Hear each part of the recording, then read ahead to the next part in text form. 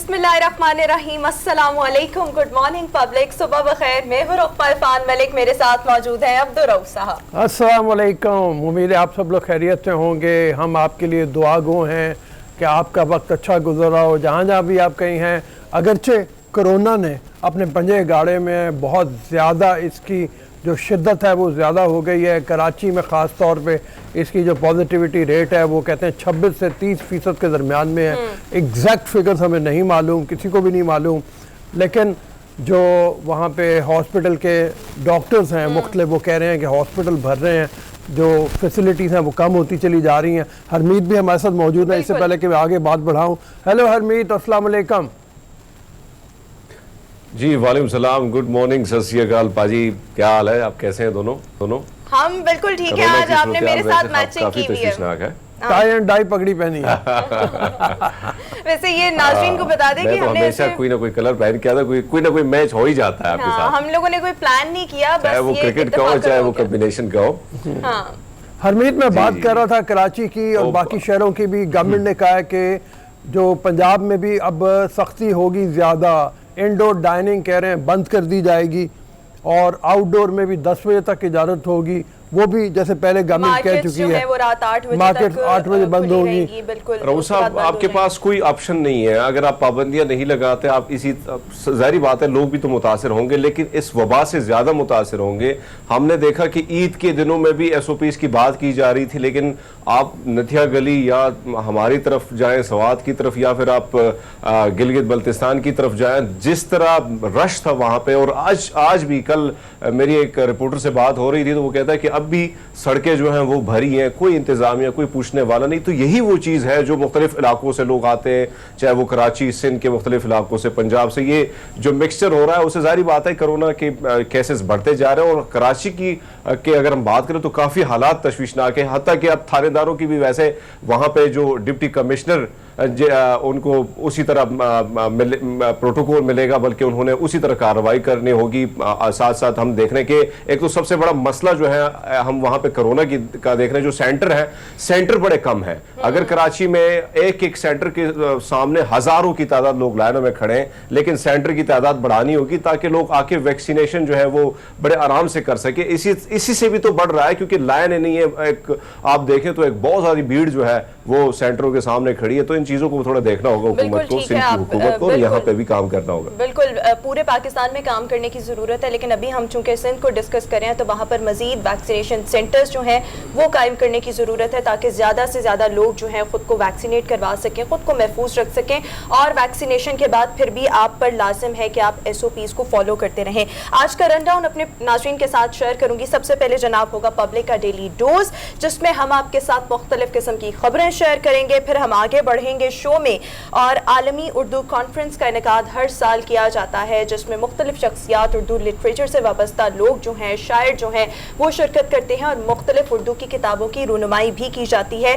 Last time Covid की वजह से इसको डिजिटलाइज किया गया था, और इस साल इसके अगराज़ व मकासद क्या होंगे, किस प्लेटफॉर्म से इसको नशर किया जाएगा, इस पर हम बात करेंगे। सदर आर्ट्स काउंसिल पाकिस्तान अहमद शाह साहब हमें शो में ज्वाइन करेंगे। फिर यकसा कौमी निसाब की बात की जाती है कि पूरे मुल्क में जो है वो एक जैसा निसाब हो, एक जैसा सिलेबस हो, लेकिन अब हम देख रहे हैं कि कल से स्कूल तो खुल गए हैं, लेकिन सिलेबस जो है वो अभी तक तरतीब नहीं दिया गया। तो बच्चे फिर आखिर पढ़ेंगे कैसे, कब तक ये सिलेबस जो है वो तरतीब दिया जाएगा? बच्चों का बहुत ज़्यादा हर्ज हो रहा है, इस पर बात करेंगे। सदर private schools association Kashif Mirza साहब हमें शो में ज्वाइन करेंगे। एडवेंचर से भरपूर कश्मीर प्रीमियर लीग, जिसकी बड़े ज़बरदस्त तरीके से जो है ओपनिंग होगी, पैराग्लाइडर आएगा और उसने हाथ में बॉल पकड़ा होगा। जब वो नीचे उतरेगा ज़मीन पर, फिर उस बॉल की रूनुमाई होगी, फिर उसी बॉल से है जो गेम का आगाज़ किया जाएगा। तो मज़ीद क्या क्या एडवेंचर्स जो है वो कश्मीर प्रीमियर लीग में होंगे, इस पर हम बात करेंगे। फिर आगे चलेंगे और दुनिया के तरक्की याफ्ता ममालिक और पाकिस्तान के जो हेल्थ केयर सिस्टम है, दोनों में फ़र्क क्या है, और कोविड ने किस तरह से पाकिस्तान और जो दूसरे ममालिक तरक्की याफ्ता ममालिक हैं उनके हेल्थ सिस्टम को एक्सपोज किया है, इस पर बात करेंगे। और साथ ही साथ रॉयल कॉलेज ऑफ सर्जन की 250 साला तारीख है। इसमें पहली बार कोई पाकिस्तानी जो है वो कम उम्र तरीन पाकिस्तानी, उसने MBBS की डिग्री मुकम्मल की और अब डॉक्टर बना। डॉक्टर अब्दुल हादी हैं, वो हमारे साथ शो में मौजूद होंगे। और आखिर में में हम क्रिकेट और खेल पर बात करेंगे। पाकिस्तान और वेस्ट इंडीज के दरमियान चौथा T20 मैच आज खेला जाएगा। इरफान जहीर हमें अपने एनालिसिस से आगाह करेंगे। सबसे पहले जनाब पब्लिक का डेली डोज, जिसमें से हमारे पास अहम खबर यह है कि पहले हमने कुछ रोज पहले आपके साथ डिस्कस किया था सबसे महंगा तरीन बर्गर दुनिया का। अब हम आपको बताने जा रहे हैं कि दुनिया की महंगी तरीन आइसक्रीम जो 23 कैरेट सोने से बनी है, इसमें ज़ाफ़रान और मुख्तलिफ लवाज़मात का इस्तेमाल किया गया है और इसको ब्लैक डायमंड कहा जाता है और इसका जो एक स्कूप है वो 60,000 रुपीस का है। रऊसा तो पहले से हैरान हो गए। मैं पहले हैरान इसलिए हो गया कि मैंने कीमत पढ़ ली थी। चीजें आ रही मार्केट में, मैंने कीमत पढ़ ली थी। एक स्कूप की कीमत 60,000 रुपए। ऐसा इसमें ऐसा क्या होगा भाई? हाँ, लेकिन बहरहाल वो सोने का वो जो कहते हैं पत्थर चढ़ा होगा। हाँ। और वो ट्राइफल उसमें और पता नहीं क्या क्या कुछ। और वैसे तो खैर टेस्ट वही होगा जो आइसक्रीम ही का होता है, लेकिन बहरहाल देने वाले जो पैसे हैं वो देंगे। 60,000 रुपए भी देंगे। I swear upon Allah, मुझे इस किस्म के एडवेंचर्स का बिल्कुल शौक और बेहतरीन प्याले में उसको सर्व किया जाएगा। ये देखो ना, अब जिसके पास जाहिर है इतनी दौलत हो जितनी नैब जिनको पकड़ता है उनके पास होती है। किसी को ATM मशीन कहा जाता है, किसी को कहा जाता है शरीफ फैमिली से हैं, वो अगर जाएंगे तो वो तो खाएंगे जरूर। अच्छा, इसमें एक अदाकार भी हैं और वीलॉगर भी हैं, इनका नाम है शहनाज। उन्होंने जब दुबई का सियाहती दौरा किया तो उन्होंने इस आइसक्रीम को टेस्ट किया और वो कह रही थी कि ये बड़ा डिलिशियस इसका टेस्ट है। लेकिन मैं फिर वही बात करूंगी कि मेरे पास जितने मर्जी पैसे हो, मैं इस तरह की फजूल चीजों पर कभी अपने पैसे जो हैं वो स्पेंड ना करूं। पता नहीं, ये मेरी अपनी थिंकिंग है। हाँ, आ जाने की बात है ना, जब आ जाएंगे फिर पूछेंगे। अभी तो आदमी कह सकता है कि मेरे पास हो तो मैं ना कर। पहले लाइन में खड़ी होगी। नहीं, ऐसा नहीं हो सकता। मैं पहले ही बता रही हूँ, इतने एडवेंचर्स का शौक और इस तरह की चीजों का शौक मुझे नहीं है। अगली स्टोरी की तरफ आते हैं। अगली स्टोरी इससे भी ज्यादा इंटरेस्टिंग है। वैसे तो सॉरी टू से, बट जिन लोगों के मुंह बड़े होते हैं ना, उनका लोग मजाक उड़ाते हैं और वो खुद भी थोड़े कॉन्शियस होते हैं कि भाई हमारा फेस जो है वो बड़ा है। लेकिन अमेरिका में एक ऐसी टिकटॉकर मुंह से मुराद ये है धाना।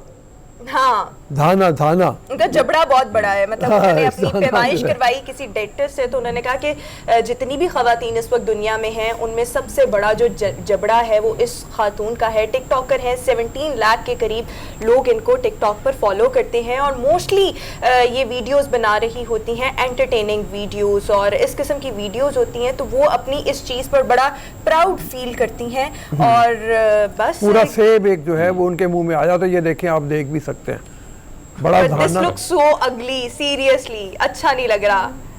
हाँ, लेकिन मेरा मतलब है कि लेकिन कमाल है भाई, ये भी टैलेंट है। और इनका नाम जो है वो Guinness book of world record में भी शामिल किया गया है। हाँ, वो मतलब उनका ख्याल ये था तो कि चाहिए। आप देखें जो सूरत हाल है, बड़ी वो कहते हैं ना नाजुक सी सूरत हाल है। एक एक सेब आप इस तरह खाएं तो फिर अच्छा आम में से चाहिए मुझे। तो वो इंडियन एक रेसलर है, वो भी उसका अगर आप देखें तो उसका भी जबड़ा काफी बड़ा है। मतलब वो जब मुंह खोलता है तो ऐसा लगता है भैया हाथी ने मुंह। आम देखने में कहते हैं मतलब कमाल का है, वो भी ऐसे ही खा लेता है। ये देखें ये खातून किस तरह खा रही है, उफ तौबा।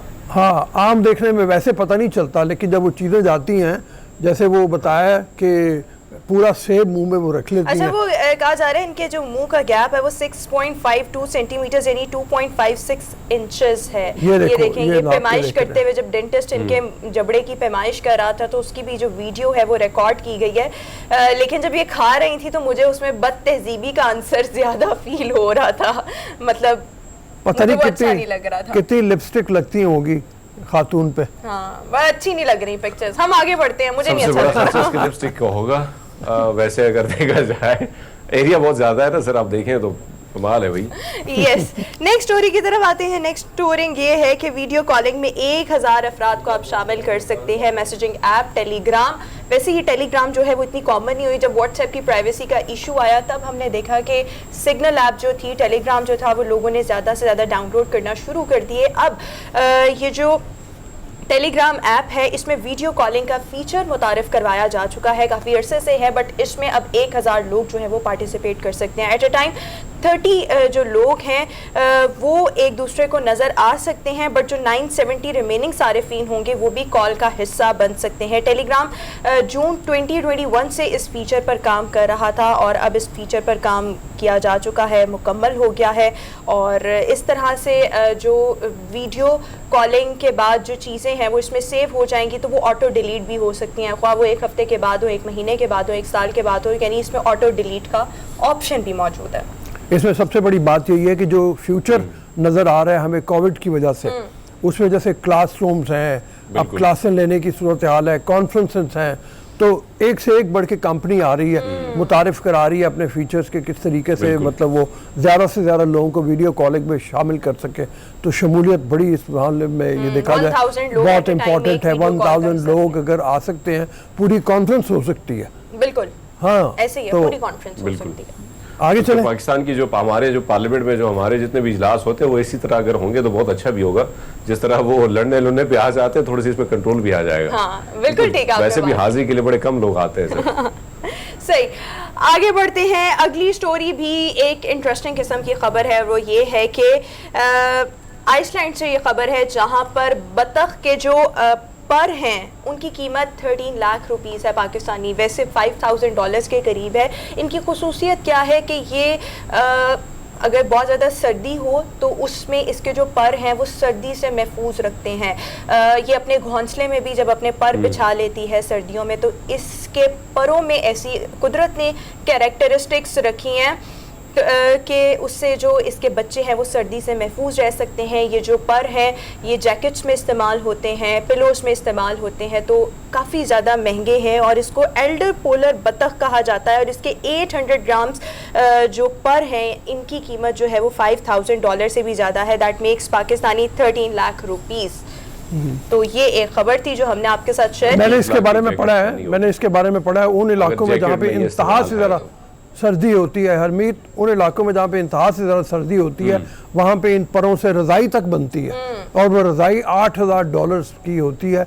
इतनी महंगी, लेकिन मेरा मतलब है कि जब वो इंतहाई सर्दी हो तो ये महफूज रखती है। बिल्कुल सर्दी से महफूज रखती है। आगे चलें जी। आगे हमारे पास लास्ट स्टोरी ये है कि कोविड की वजह से बार बार तलकीन की जा रही है लोगों को SOPs का ख्याल रखें, वैक्सीनेट खुद को लाजमी करवाएं। तो चीन ने एक ऐसा रोबोट तैयार किया है जो जगह जगह पर खड़े होंगे रोबोट्स, और जो भी मास्क नहीं पहनेगा तो ये रोबोट उसको पकड़कर पिटाई करेगा। इस वक्त हम विजुअल्स में भी अपने नाज़रीन को दिखा सकते हैं। चाइना के ये मनाजिर हैं और वैसे हम सुधरने वाले नहीं है, तो रिपोर्ट कम से कम आके ना हाँ थप्पड़ मारता है फिर आपने मास्क पहन के वो मजे की चीज थी। ये जो शख्स है ना, इसने भी इस रोबोट को टांग मारी, ऑल्दो कि उसको कोई फर्क नहीं पड़ा होगा, लेकिन ये अच्छी चीज है कि मास्क पहने अगर नहीं पहनेंगे तो इस तरह से रोबोट भी आप पर हमलावर हो सकते हैं। वैसे ये अभी तक जो है ये चीज़, ये रोबोट्स जो हैं वो चाइना में मुतारिफ करवाए गए हैं। ये रोबोटिक टेक्नोलॉजी हमारे यहाँ तो फौरी तौर पे आ जानी चाहिए, क्योंकि जैसे अभी हरमीत पहले बता रहे थे थोड़ी देर पहले कि कराची में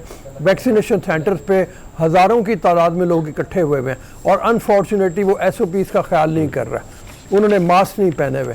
तो जब वो वहीं पे फैलाने का बायस बन जाएंगे तो फिर देखो कितने अफसोस की बात होगी।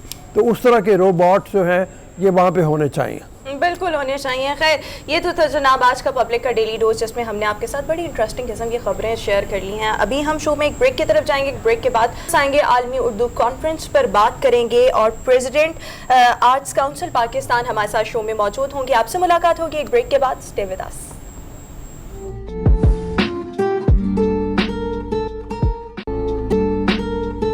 ब्रेक के बाद एक बार फिर से शो में आपको खुश आमदीद कहेंगे। अभी हम बात करेंगे आलमी उर्दू कॉन्फ्रेंस पर, जिसका इनेकाद हर साल कराची आर्ट्स काउंसिल के ज़ेरे इंतज़ाम कराची में किया जाता है। और इस कॉन्फ्रेंस की अगर बात की जाए तो इस कॉन्फ्रेंस में दुनिया भर से जो उर्दू से वाबस्ता लोग हैं, शख्सियात हैं, वो शिरकत करते हैं। साथ ही साथ मुख्तलिफ़ किताबों की रूनुमाई भी की जाती है। पिछले साल को अगर हम देखें तो कोविड की वजह से इसको महदूद अंदाज में किया गया, डिजिटलाइज कर दिया गया था।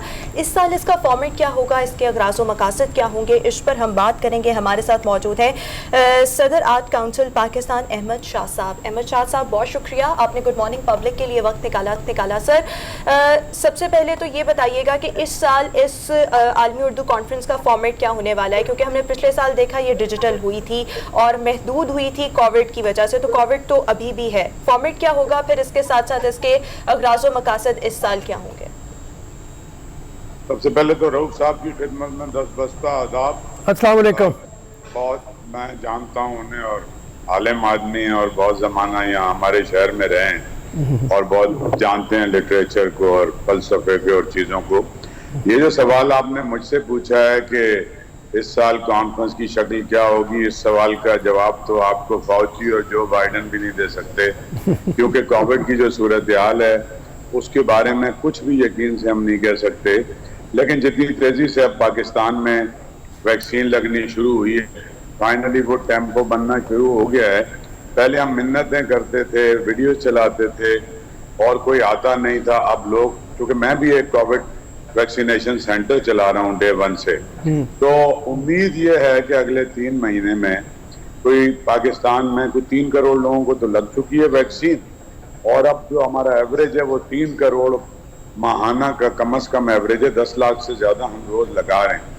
अगर हमारी यही स्पीड रहती है तो हम ज़रा बेहतर पोजीशन में होंगे। और पिछली बार जो हमने की थी कॉन्फ्रेंस, वो हमने दोनों फॉर्मेट रखे थे। उसमें हमने डिजिटल तो की थी सारी दुनिया में, लेकिन फिजिकली लोग मौजूद थे आर्ट्स काउंसिल में, और हमने बैन लगाया था। लेकिन आखिरी वक्त में हमने तमाम शायरों, अदीबों और फनकारों और मीडिया के लिए आर्ट्स काउंसिल में उनको अलाउ किया हुआ था। तो 300-400 चुनिंदा लोगों का इज्तिमा यहाँ था, जिसमें सारे जो बड़े अदीब जो मुमकिन था लाहौर, इस्लामाबाद से या कहीं से पहुँच चुके हों, या हमारे शहर के अदीब। और बाकी उसका एक फ़ायदा भी हुआ। फ़ायदा ये हुआ कि जो लोग हिंदुस्तान से ट्रैवल नहीं कर पाते थे, या जो हमारे सूरत हाल है पाकिस्तान और हिंदुस्तान के दरमियान, जो कशीदा सूरत हाल, और अब तो कोविड की वजह से ही नहीं ट्रैवल कर सकते, तो उसका फ़ायदा ये हुआ कि हमारा मुशायरा भी ज़्यादा भरपूर हुआ कि हमने हिंदुस्तान के सारे नुमाइंदा शायरों को डिजिटली, हमारे यहाँ से इफ्तिखार, आरिफ हमजा, इस्लाम हमजा, लेकिन हिंदुस्तान के भी सारे बड़े शोरा को हमने पढ़ाया, और पूरे ग्लोबली हमने कनेक्ट कर दिया दुनिया को। और हमने बड़ी स्क्रीन्स लगा दी, और उस स्क्रीन पे किसी को दुनिया भर में ये नहीं पता चल रहा कि ये आदमी आर्ट्स काउंसिल कराची में बैठा है, या दिल्ली में बैठा है, या टोरंटो में है, या लाहौर में है। तो जहाँ ये मुसीबत एक आई है उसने नए रास्ते भी खोले हैं। और जाहिर है कि ह्यूमन इंटरेक्शन का तो कोई नेमुल बदल नहीं है, और इस कॉन्फ्रेंस का मकसद खाली पेपर पढ़ना नहीं होता।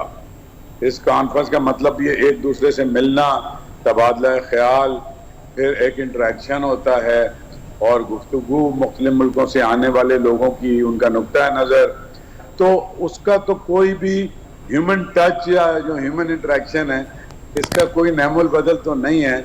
लेकिन चूंकि हम इसे इतना ही अहम समझते हैं जितना जिंदा रहना अहम है, और जिस तरह हम खाना खाते हैं उसमें वक्फा नहीं करते, तो हम समझते हैं कि हमारी अदबी और सकाफती सरगर्मियाँ भी इतनी अहम हैं कि इनको जारी रखा जाए। अगर फिजिकली नहीं होती तो डिजिटली हों। तो ये इसमें कोविड ने बहुत कुछ हमें सिखाया भी है। हमने अपने कैमरे खरीदे, स्टूडियो बनाए, हमने ACP टॉक्स के नाम से डिजिटली प्रोग्राम शुरू कर दिए लिटरेचर के। हमने पढ़ंत को हमने अफसाने, शोरा आफाक अफसाने पढ़ाना शुरू किए। हमने वो स्टोरी टेलिंग शुरू करा दी। हमने पूरी शायरी रिकॉर्ड करनी शुरू की। जितने जिंदा शोरा हैं उनका पूरा कलाम हमने डिजिटली महफूज कर लिया, और जो अब इस दुनिया से रुखसत हो गए उनका कोई और दूसरी आवाज़ों में रिकॉर्ड करना शुरू किया है। तो जहाँ ये फिजिकल इंटरेक्शन कम हुआ है वहाँ और बहुत सारे दरवाजे खुले हैं, और उसने हमें सारी दुनिया तक पहुँचा दिया है। तो उसको तो हम ज़रूर मिस करते हैं कि वो जो सारे के सारे, लेकिन 80% लोग तो रहू भाई अब इस दुनिया में ही नहीं रहे। ना इंतजार हुसैन रहे, ना अब्दुल्ला हुसैन रहे, ना शहजाद अहमद इंडिया में, खलीक अंजुम, कमर रईस, तमीम अनफी, ये सब लोग हमारी कॉन्फ्रेंसों में आते थे। शम्स रहमान फारूकी, ये तो दुनिया से रुखसत हो गए। तो जो बाकी लोग मौजूद हैं या उनके बाद जो आने वाली नस्ल है, वो सबसे हमारा एक वो ताल्लुक मौजूद है, और कोशिश करते हैं। और अब एक और बात मैं रऊफ साहब आपसे खास तौर पे बता रहा हूँ, जी, और ये है कि अब हम ये सोच रहे हैं कि अब ये कॉन्फ्रेंस जो है, क्योंकि शुरू तो मैंने की थी, लेकिन अब ये एक बड़ा इंस्टीट्यूशन बन गया, खुद बजाय खुद। आर्ट्स काउंसिल जिस तरह एक इंस्टीट्यूशन है, अब ये उर्दू कॉन्फ्रेंस एक इंस्टीट्यूशन बन गया है। तो अब हमने ये सोचा है कि आर्ट्स काउंसिल को साल में सिर्फ एक दफा करने के बजाय आर्ट्स काउंसिल के अम्ब्रेला को इस्तेमाल करते हुए हम इसकी एक एक दिन की कोई टॉक कराएं, कोई लाहौर में चीज हो रही हो, कोई दिल्ली में हो रही हो, कोई लंदन में हो रही हो, दुनिया के मुख्तलिफ मुल्कों में, जर्मनी में, सब लोग हमसे कनेक्टेड हैं। तो कोई टॉक, कोई प्रोग्राम, एक पूरे साल का इसका एक प्रोग्राम बनाया जाए जिसमें कोई एक लेक्चर आपका हो सकता है किसी मौजू के ऊपर, कोई जिस तरह के इश्यूज बेस्ड कोई चीज हो सकती है। तो अब मैं चाह रहा हूं कि ये वक्त आ गया है कि ये अलहदा से एक ब्रांड तो बन गया है, अब इसके अम्ब्रेला में सारा साल मुख्तलिफ तकरीबात और मुख्तलिफ लेक्चर्स और मुख्तलिफ पेपर्स किए जाएं। बहुत ज़बरदस्त है। मतलब मैं जानता हूँ कि जितनी काविश आपने की है, जितनी मेहनत आपने की है इसको कामयाब बनाने के लिए और तमाम आर्टिस्टों को, राइटर्स को एक प्लेटफॉर्म पे लाने के लिए बहुत ज़्यादा दिक्कत दुश्वार है। तो ये बताइए कि फ़ंड्स की फराहमी का आपके पास कोई कमी तो नहीं है? मतलब इसमें ज़ाहिर है गवर्नमेंट की सपोर्ट बहुत ज़्यादा चाहिए, आपको फ़ंड जनरेट करने के लिए बहुत ज़्यादा चाहिए, तो उसके लिए कमी का एहसास होता है आपको? आपकी आवाज मुझे क्लियर नहीं आ रही है, आई एम सॉरी, मुझे समझ कुछ भी नहीं आया। बहरहाल आपका बहुत बहुत शुक्रिया, मुझे कुछ समझ नहीं आई, आपकी आवाज क्लियर नहीं है इस पे जी। मैंने कहा आपके जो इतनी बड़ी कॉन्फ्रेंस है इसको करने के लिए आपको फंड्स भी बहुत ज़्यादा चाहिए, तो उसकी कमी का एहसास तो नहीं आपको हो रहा कुछ? आप यकीन माने जब मैंने पहली कॉन्फ्रेंस की थी तो मेरे पास 1 रुपया भी नहीं था, और वो इश्तराकियत होती है जैसे उस तरह की कॉन्फ्रेंस थी कि रऊ भाई के घर पे एक आदमी ठहर गया, किसी एक दोस्त ने एक टिकट दे दिया, कराची यूनिवर्सिटी के हॉस्टल्स में सारे डेलीगेट्स को ठहरा दिया, मुख्तलिफ अदारों से थोड़ा थोड़ा करके। अब तो हमारे पास वसाइल बहुत ज्यादा हैं, और आप यकीन माने कि जितने लोग वसाइल का गिला करते हैं वो कोई काम नहीं करना चाहते। अगर आपके अंदर पैशन है, डेडिकेशन है और विल है, और जिस चीज के लिए आप काम कर रहे हैं उसके लिए एक भरपूर जज्बा है, तो फितरत की तमाम कुव्वतें आपके हम रकाब हो जाती हैं और वसाइल खुद ब खुद होते चले जाते हैं। मेरे पास अब 20 कॉन्फ्रेंस करने के वजूद हैं, तो मैं बिल्कुल शिकायत नहीं करूंगा कि मेरे पास वसाइल नहीं। ठीक है, यानी कि वसाइल की कमी नहीं है, पैशन इंसान में होना चाहिए, तभी चीज़ें आगे बढ़ सकती हैं। और जिस तरह से अहमद शाह साहब हमें बता रहे थे कि वो इरादा रखते हैं कि इस कॉन्फ्रेंस का दायरा कार जो है वो बढ़ाया जाए, दूसरे ममालिक तक बढ़ाया जाए, लंदन तक जाया जाए, दिल्ली तक जाया जाए। बहुत बहुत शुक्रिया अहमद शाह साहब, आपने गुड मॉर्निंग पब्लिक के लिए वक्त निकाला। नाज़रीन, अभी वक्त हुआ है एक ब्रेक का, एक ब्रेक के बाद वापस आएंगे कुछ नए मौज़ूआत के साथ। Good morning public. ब्रेक के बाद एक बार फिर से शो में आपको खुशामदीद कहेंगे। नाज़रीन, अभी हम एक बहुत अहम मौजू पर बात करेंगे।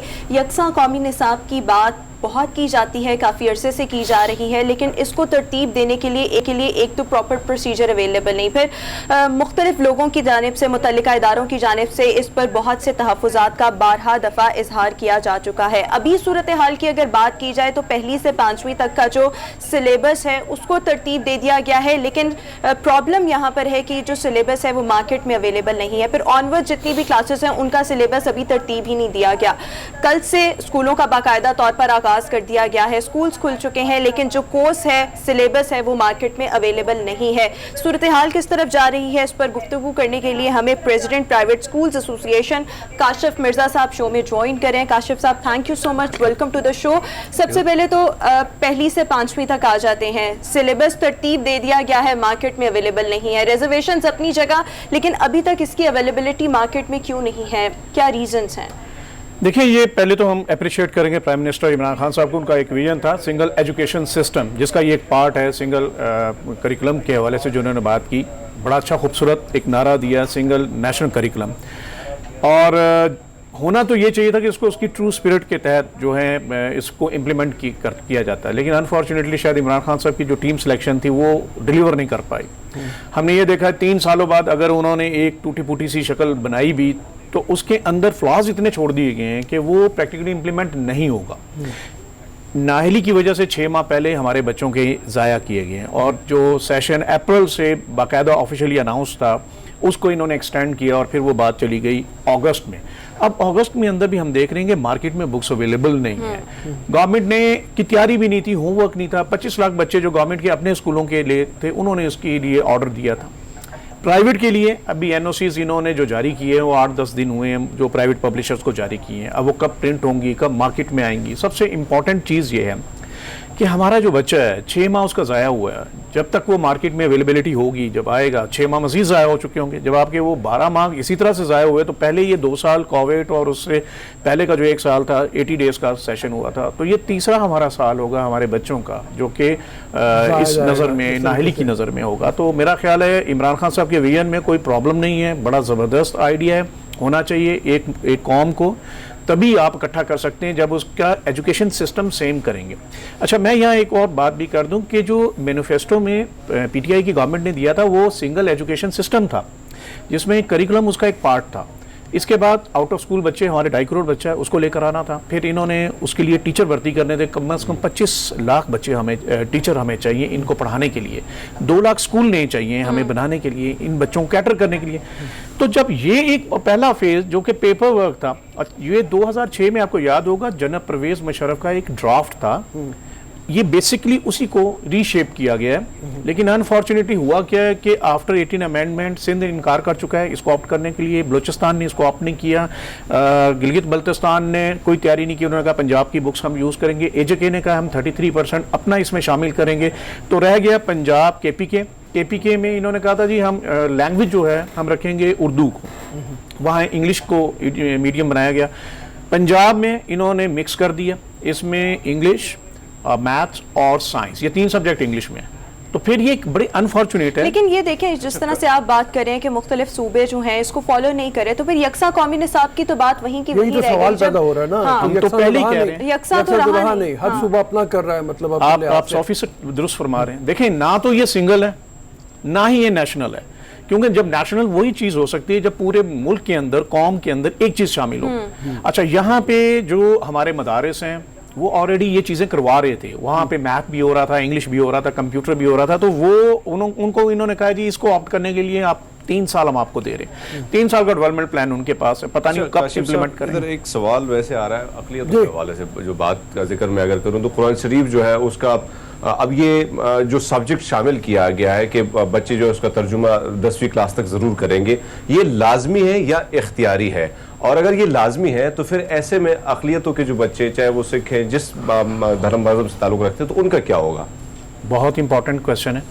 और फिर ये सवालिया निशान है हमारे। मैं इमरान खान साहब से बार बार ये दरख्वास्त करता हूँ कि आपका विजन बड़ा ज़बरदस्त है, उसको इम्प्लीमेंट करने की जो टीम है वो डिलीवर नहीं कर सकती। जाली रस्तू कभी डिलीवर नहीं कर सकते। अब आप मुझे एक बात बताएं, जो अभी ये क्वेश्चन किया गया, हमें ये बड़ा खुशाइंद है कि हमारे बच्चों को कुरान की तालीम दी जाए, मुसलमानों को ये दी जाए, बहुत ज़बरदस्त है, हम गवर्नमेंट के साथ हैं। बट द क्वेश्चन इज़ कि आप 26 जुलाई को एक नोटिफिकेशन करते हैं, स्कूल बंद है, यकम को आप जो है संडे वाले दिन आप एक उसका ऐड देते हैं, ऐड अखबार में देते हैं 2 तारीख से इंप्लीमेंट होगा जी। अरे भाई, मैं पूरे पाकिस्तान में 2,07,000 स्कूल हैं, 1,31,000 गवर्नमेंट के हैं, तो लगभग 3.5 लाख ये स्कूल हैं। पंजाब की बात करते हैं जिन्होंने जारी किया, इनके 52,000 स्कूल हैं गवर्नमेंट के और 1,03,800 प्राइवेट स्कूल हैं। हमें टीचर रखते हैं, हमें बच्चों को इम्प्लीमेंट करना है। क्या गवर्नमेंट ने अपने 52,000 स्कूल में इसके लिए एक टीचर डिप्यूट किया है पहले से? हाँ। बहुत इंपॉर्टेंट इनकी ये बात है।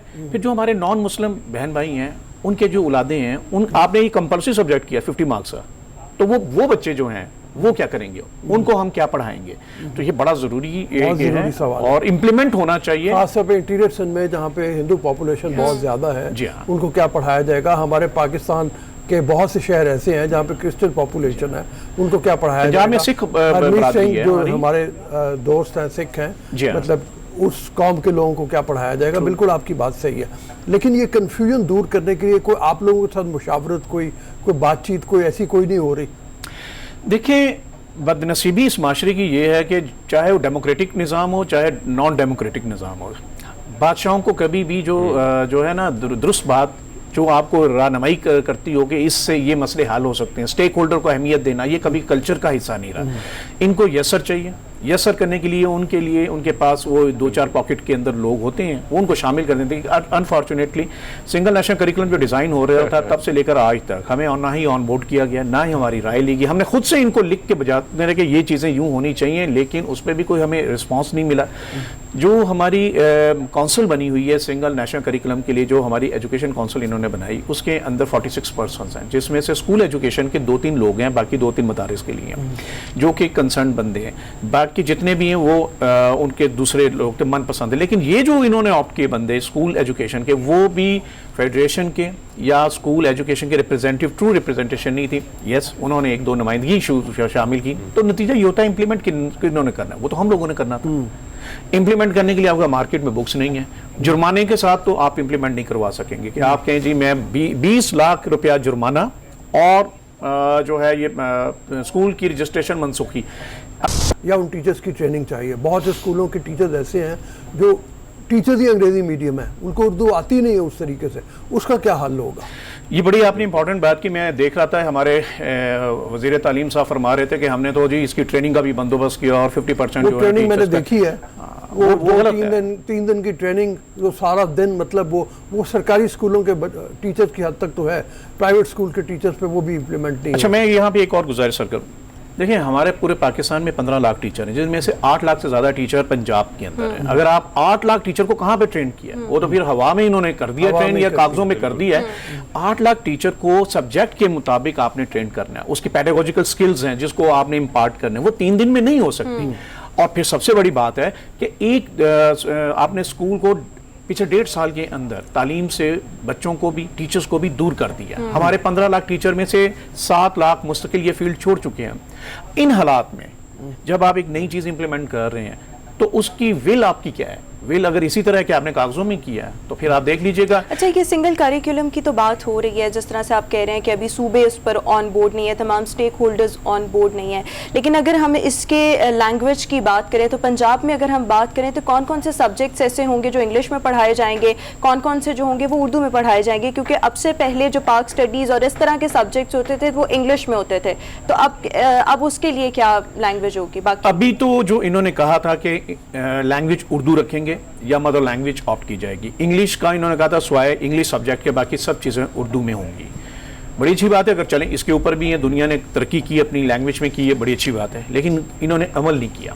इन्होंने इंग्लिश के साथ मैथ को भी, साइंस को भी इन्होंने कहा कि हम इंग्लिश में करेंगे। ठीक है, अगर आपने इसी तरह से करना है तो फिर ये तो वैसे ना तो सिंगल है ना नेशनल, तो फिर इसका मतलब लैंग्वेज बैरियर हमारे बच्चों का वैसे के वैसे बिल्कुल लैंग्वेज बैरियर आ जाएगा। बहुत बहुत शुक्रिया काशिफ मिर्जा साहब हमारे साथ मौजूद थे। अभी हम शो में एक ब्रेक शामिल करेंगे, एक ब्रेक के बाद वापस आएंगे।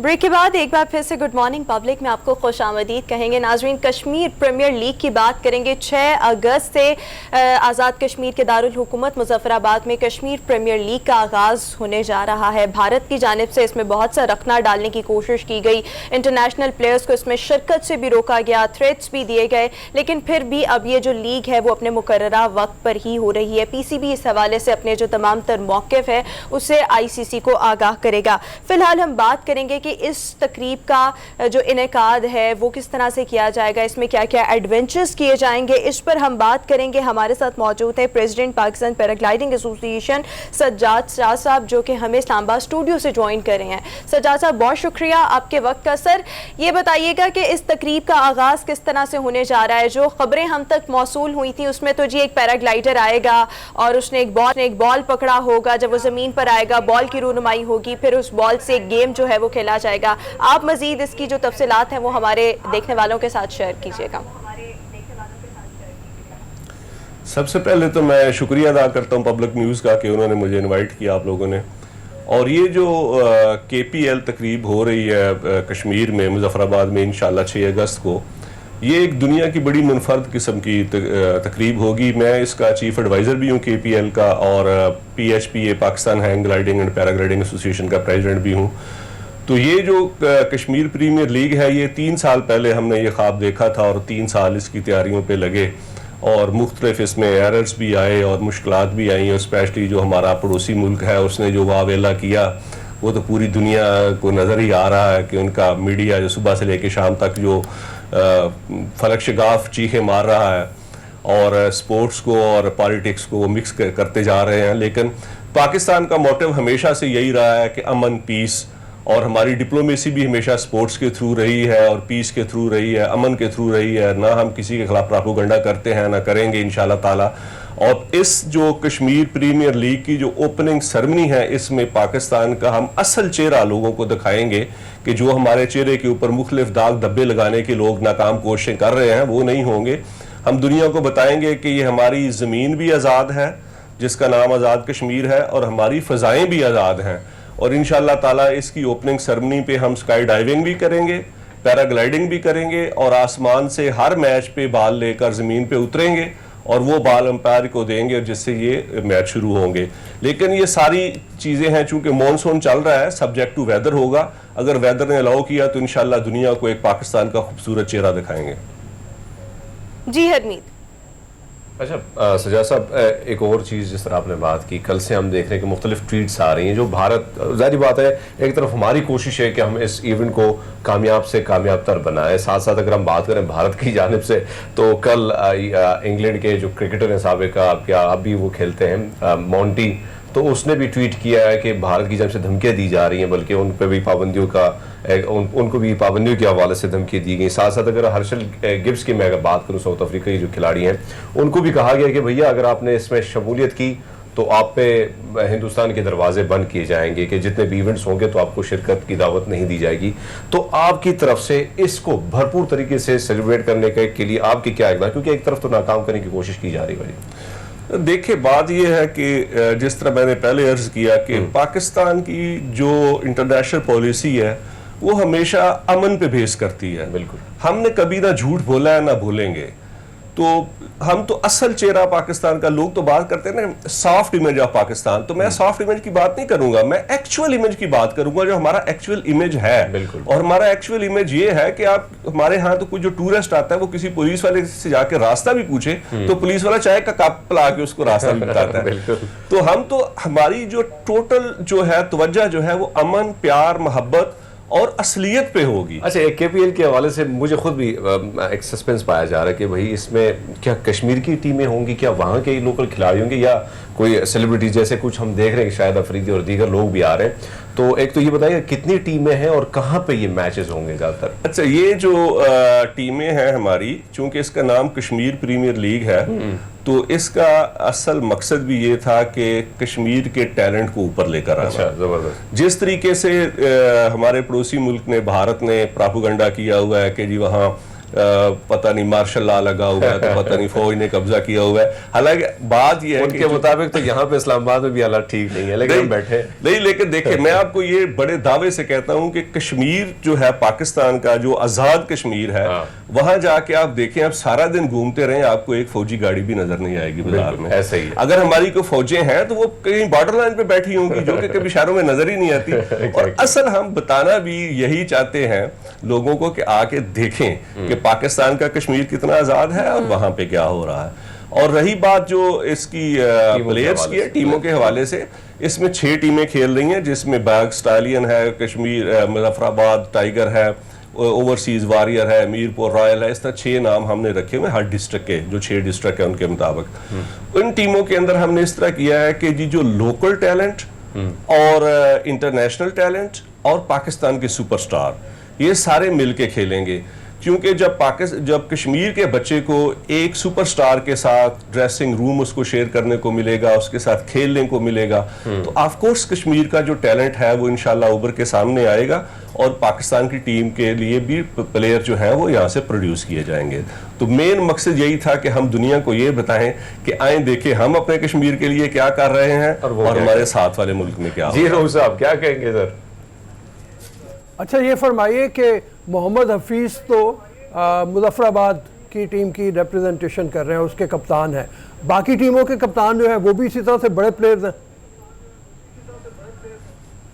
जी बिल्कुल इस तरह है, शाहिद अफरीदी है, जमल खान है, इस तरह मुख्तलिफ प्लेयर्स हैं। जी हमने चूंकि जो सुपरस्टार हैं उनको रिक्वेस्ट की थी कि वो आए, आगे बढ़े और कश्मीर के टैलेंट को ऊपर लेकर आए। तो इस तरीके से ये जो है ये बेसिकली कश्मीर के टैलेंट को ऊपर लाने के लिए ये लीग खेली जा रही है, और दूसरा कश्मीर की आज़ादी और खूबसूरती दुनिया को बताने के लिए। तो ऑफ कोर्स है, जब तक सुपरस्टार नहीं होंगे तो लोगों की तवज्जो उसमें नहीं होगी। तो इस वजह से ये कोशिश की गई है कि जो सुपरस्टार है, और ये फिर पहली दफ़ा हो रहा है, तो लोगों को यकीन भी नहीं आ रहा था कि ये होगा या नहीं होगा। तो इंशाल्लाह नेक्स्ट ईयर से आप देखेंगे जिस तरह PSL है ये इसी तरह की एक बड़ी लीग बनेगी। ठीक है, इंशाल्लाह इसी तरह। अगर हम देखें कश्मीर की एक बहुत बड़ी तादाद जो है वो बाहर दुनिया में भी रह रही है, हम तो एक्साइटेड हैं, कमाल के एक्साइटेड हैं, लेकिन साथ साथ में उनकी तरफ से क्या रिस्पॉन्स आ रहा है वहाँ पे। और दूसरी बात आपने जो की बारिशों के हवाले से, जब ऐसे में बारिशें होंगी तो फिर आप लोगों के पास कोई दूसरा कोई ऑप्शन क्या होगा फिर उसके बाद, क्योंकि सारे मैचेस तो होने या उसी दिन फिर मैच नहीं होगा। नहीं देखें जी, हम इसको कोशिश करेंगे कि इस लीग को भरपूर तरीके से करने के लिए अगर बारिश हुई तो नेक्स्ट डे पोस्टपोन करेंगे उसको। लेकिन जो बाहर हम गए थे 2019 में हमने कोई रोड शो किए थे, टोक्यो में किया था, 2 रोड शो हमने इंग्लैंड में किए थे, और इस साल हमें मौका नहीं मिला रोड शो करने का। बेसिकली इसका मकसद ये था कि पहले हम कम से कम दुनिया के 8-10 मुल्कों में रोड शो करें, इसीलिए एक टीम हमने ओवरसीज वॉरियर के नाम से रखी है। अच्छा, तो जो रिस्पांस हमें इंग्लैंड से मिला या जापान से मिला वो अमेजिंग था। आप यकीन करें कि लोग इतने एक्साइटेड थे, स्पेशली वो कश्मीरीज कि जो या वहाँ पे रह रहे हैं इंग्लैंड वाले कश्मीरी, और उन्होंने कहा जी कि अगर हालात बेहतर हुए, हालात बेहतर का मतलब ये है कि ये कोरोना की मैं बात कर रहा हूँ, अदरवाइज हमारे हालात बहुत बेहतर हैं। तो उन्होंने कहा जी हम चार्टर्ड फ्लाइट्स लेकर आएंगे। और इस जो कश्मीर प्रीमियर लीग जो 6 अगस्त से शुरू हो रही है, इसमें भी ऑलरेडी चार्टर्ड फ्लाइट्स जो थी वो प्लान थी, लेकिन ड्यू टू कोविड-19 हमें ये पोस्टपोन करना पड़ा। अच्छा, ये ठीक है, कुछ पूछना नहीं, जी बिल्कुल, टूर जो आ रहे थे उनको हमने पोस्टपोन किया। सजाद साहब, जब आपसे बात हो रही थी, आपने अपनी गुफ्तगू का आगाज़ किया तो आप ये फरमा रहे थे कि 3 साल आपको इसकी तैयारी में लगे, जिसमें बहुत से एरर्स आए, बहुत सी मुश्किलात आई। ज़रा उस हवाले से भी बताइएगा कि क्या क्या प्रॉब्लम्स थे जब आप इस लीग को प्लान कर रहे थे, तो उस दौरान आपको मुश्किलात, चैलेंजेस जो थे वो फेस करने पड़े। देखिए जी, सबसे बड़ा जो हमें प्रॉब्लम ये था कि पहली बात है कश्मीर के नाम से जो है एक बड़ी प्रीमियर लीग करना एक इम्पॉसिबल सी चीज़ नज़र आती थी आम लोगों को, लेकिन हमें पूरा यकीन था कि ये इंशाल्लाह होगी। सबसे बड़ा प्रॉब्लम हमें आ रहा था स्पॉन्सर्स का। स्पॉन्सर जो है वो आगे बढ़ के नहीं आते थे, वो हमारे साथ बात भी नहीं करते थे, और मोस्टली जो स्पॉन्सर मल्टी नेशनल कंपनीज जो है जिस तरह, उनको हिंदुस्तान ब्लैकमेल करता था।